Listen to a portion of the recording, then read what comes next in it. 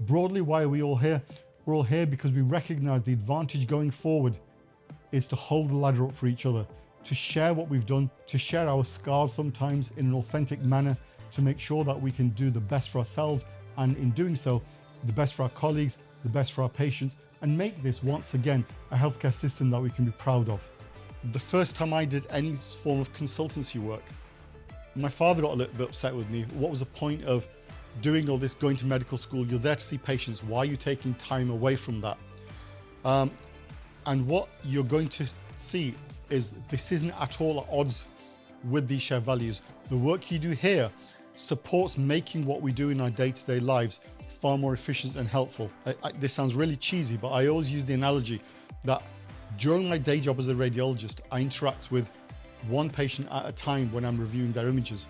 Working at a system level, when you're trying to improve the software or the infrastructure or the workflows, you can support and improve the well-being of thousands at a time, both of your colleagues and also of the patient population you're serving.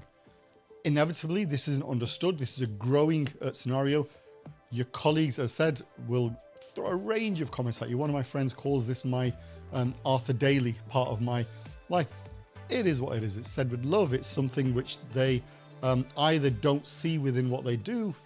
A little bit of the green-eyed monster comes into it.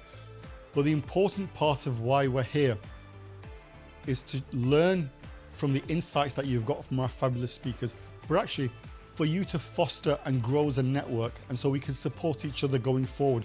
Very much an ethos of what I wanted to do is what I explained in the first place, was to try and bring through a community to share the unasked or dared not ask questions of how we do it. You look on from the outside and it all looks quite glamorous. You know, the streets are paved with gold, there's all this travel involved. It's much better than being shouted at by the charge nurse on the ward every day and being sicked on.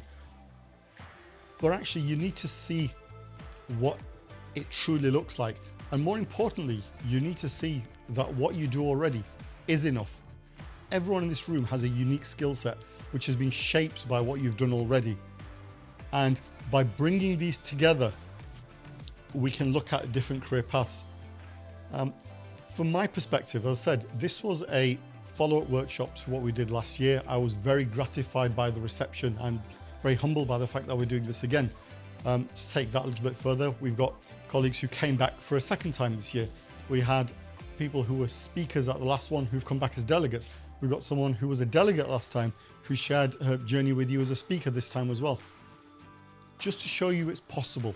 And part of the ethos of today, as I've said time and again, is for us to share our contact details with each other to foster this community. So please go away with multiple details to find someone who inspired you, or in turn, find someone who you think you may be able to help going forward as well, because that's what makes us stronger together. Wouldn't be me without some corny anecdote, but what I would say is we've looked at this with the vision of either feeling worried about being burnt out or by looking at a conflagration in front of us. Instead, let's pivot that. Let's take that fire.